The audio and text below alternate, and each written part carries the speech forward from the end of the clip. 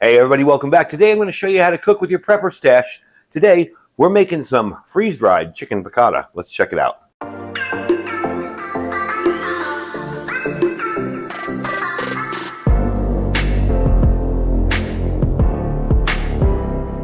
Alright, so I got all the ingredients out here. Now everything that I have out here, some of this stuff isn't freeze-dried, of course.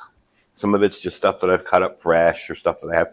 But all of this can be stored long-term in either a dehydrated or a freeze-dried form. Good example, the garlic and shallots.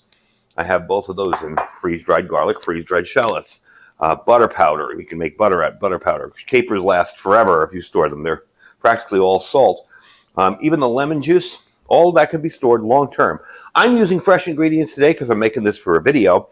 But you can use all freeze-dried stuff. Now, the stuff we are using that's freeze-dried is the freeze-dried uncooked chicken breast, and that's right here. And I have pounded that out a little bit. What I do with that is I will take it and I will, once it starts to hydrate, take a meat mallet and just pound it a little bit. It helps hydrate it. And as you can tell, it gets hydrated very quickly. Okay? And we have the freeze-dried long-grain brown rice. So what I'm going to do first, I like to warm up the rice. It does hydrate if I leave it like that forever, but I like to warm it up. So I'm going to set up a stove.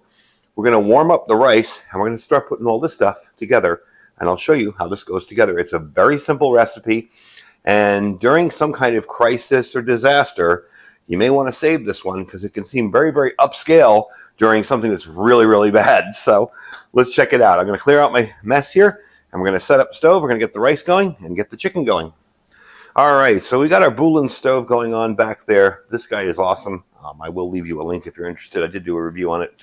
What I like about it is I can really simmer low on it, so it makes for a good kind of slow cooking as well as a very quick cooking stove. So the first thing we're going to do, of course, is salt and pepper our chicken, which is out there. And freeze-dried chicken after it's been hydrated always looks a little weird, but it's always good. This stuff is awesome. I've made chicken...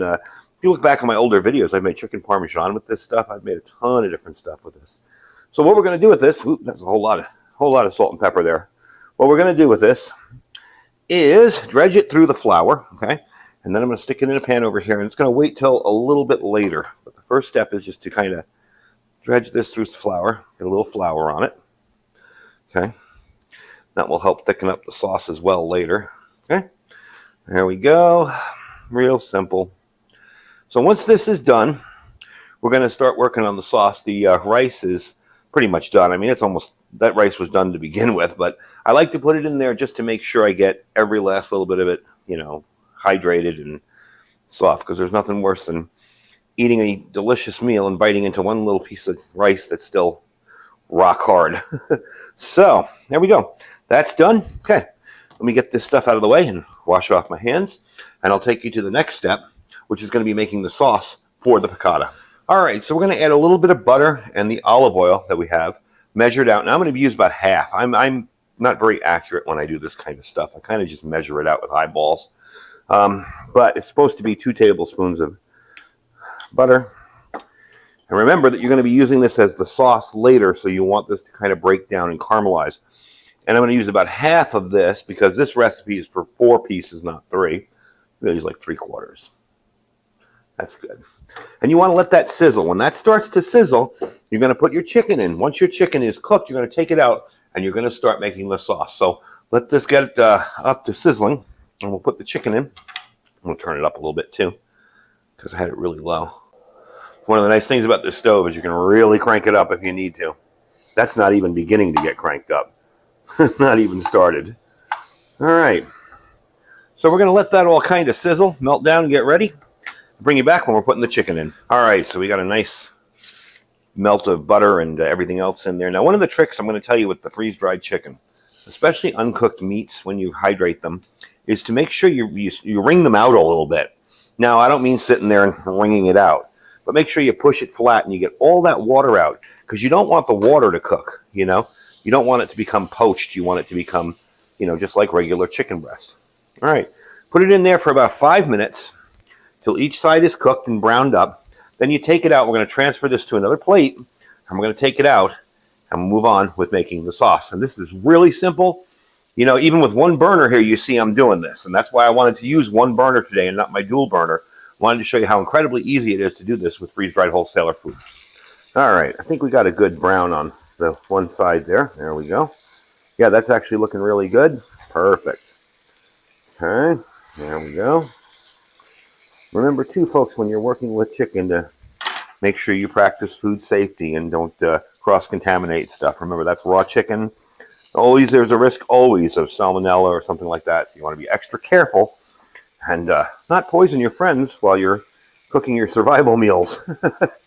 Anyway, we're going to let that finish up, and then we're going to start doing the actual sauce. Now, you're going to notice when I'm doing the sauce, I'm going to use this little scraper that I made, the flipper here, and I want to scrape up all that stuff because we're going to be putting stuff in there that's going to burn a bit, but you want that in the sauce to kind of make it taste better. So, give me a few minutes, and I'll bring you back. All right, so I'm pretty sure we're all done there. And I'm just going to transfer this out of here. Yeah, I can feel it in the middle. It's cooked. See how you get nice little brown? All right. Whoop. And even the piece that was looking all falling apart came out pretty darn good there. Let me make sure that's cooked. Yep, fully cooked. All right. So the next thing we're going to do on this, we're going to cook the capers. All right. Now, you guys have seen capers. I do have a little bit of too much. Let me see if I can dump this out over here. A little bit of too much water in it. So I'm going to strain the water. There we go. Now we're going to smash these capers down to kind of release the brine from them. Okay, that's that salt kind of flavor that you want. Not going to crush them all. Just mush them down a little bit to release the brine. Okay. Now we're going to put the wine and the stock in here. First, we're going to do the wine. Okay. I'm just doing a little here because remember, this is made for double the recipe and I kind of have to eyeball it. I'm going to turn this up, bring that to a boil, put in the chicken stock. Okay, that's the lemon juice, we'll let last. Put in the chicken stock, the garlic, and I put a little shallots in here too. You can get freeze-dried both garlic and shallots, by the way. Very easy to pick up. A little bit of lemon juice. But I don't want the lemon seed, and yes, I've done this for many years. Don't you do it. All right, we'll use a spoon. I've got like lots of residual feeling left off in my fingers, but after years of working in restaurants, you tend to kind of get desensitized to it. Put a little butter in. Remember, we want this to kind of break down and become a little bit of a thicker sauce. So we're going to let this boil a little bit, scraping the brown stuff off the bottom when it burns. You don't want it to burn totally, but when you get a little bit of that brown on the bottom, you want to scrape it off the bottom and let this sauce thicken up and reduce some. Okay, so I'll bring you back when that's ready to go. Now my canister is getting kind of towards the end, so you hear it puffing a little bit, almost out on that canister. I wanted to show you the bubbles here. This is the reduction. You don't want to do it too much, because if you do it too much and you burn it, the sauce will break. But you want it to get like this and just keep stirring it around, making sure you get the sides so nothing settles to the sides. This pan has a little bit of an indent in the middle there, so I have to kind of move it around, make sure I'm mixing everything together. Okay. Now I'm going to lower that a little bit. There we go. All right. So, quite a long trip there. You see how it's starting to thicken up a tiny little bit. Okay.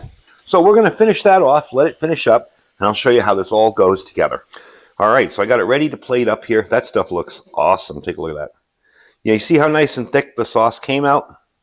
And that is simply from a sauce reduction, not adding any kind of roux or flour or anything to it. You just basically you're cooking it until most of the liquid leaves it, or the hydration leaves it, and it becomes a little bit thicker. And that's the best kind of tasting sauces you're going to get.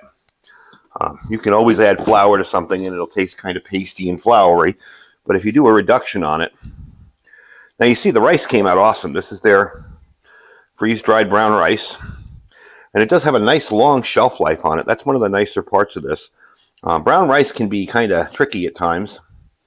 There we go. So it can go bad quicker because it's got a higher moisture content. But with their freeze-dried brown rice, which I need to order more of, it does seem to last a good long time. All right, let me get the chicken out of here. and show you just what that looks like. Save myself a little extra piece there. All right. Now, if I wanted to, I could add a little bit more liquid to this chicken stock and burn it a little bit longer. Or should I say reduce it a little longer. And you would end up with a little bit more sauce. But this is pretty darn good right here. That's good. Now what we're going to do is garnish with some parsley. And again, hey, freeze-dried parsley. By the way, all of those freeze-dried herbs all the herbs I'm using in this video, you can get the herb pack from Freeze-Dried Wholesaler. And it's basically big bags like this, full of herbs, spices, everything. And it will definitely last you a good long time. All right, there is the final product. That looks friggin' amazing. So I'm going to take a quick picture of it for a thumbnail, and I'll bring you back, and we'll taste test it. Okay. Now, I've made this with regular chicken many times in the past, but it's going to be interesting to see how the freeze-dried chicken fares. Man, that is awesome. That is so good. Perfect balance. Really, really good. Excuse me. I had to finish chewing there. Really, really good. You just have a hint of lemon flavor. You've got the salt from the capers, everything kind of mixed together in there. And it's all made from freeze-dried food. Now tell me, what would you rather have?